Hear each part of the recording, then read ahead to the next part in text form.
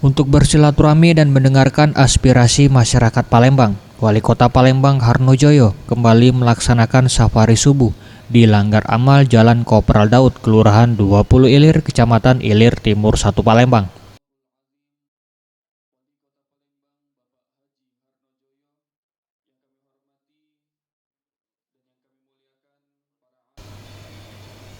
Harnojoyo, Wali Kota Palembang, mengapresiasi masyarakat yang datang untuk melaksanakan sholat subuh berjamaah.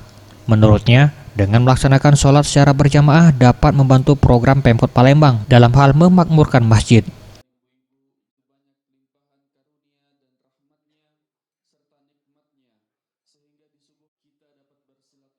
Selanjutnya, ia menjelaskan Kota Palembang sedang melaksanakan program pembangunan pompanisasi Sungai Bendung yang akan menjadi salah satu solusi mengatasi banjir di beberapa lokasi di Kota Palembang.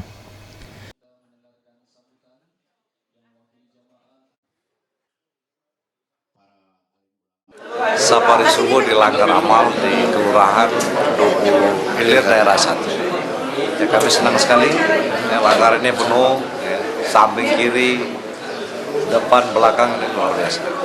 Harapannya ke depan tidak hanya dengan kehadiran kami ini langgar ini penuh, terus ini dimakmurkan oleh jemaah yang ada di sini. Tentu tadi ada cekukan di sini banjir, ya. Kapan hujan agak susah surutnya sampai setengah jam. Mudah-mudahan karena ini bermuara ke Sungai Bendung, sekarang ini sedang kita bangun pompanisasi. Nah, kami mohon doanya kiranya pompanisasi yang kita bangun di Sungai Bendung ini untuk mengatasi genangan air yang bermuara ke Sungai Bendung ini, ya, kalau ini selesai segera teratasi.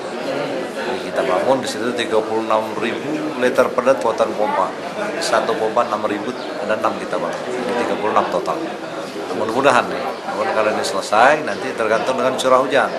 Bisa 1 kita hidupkan, bisa 2, bisa 3, dan bisa 6-6-nya gitu.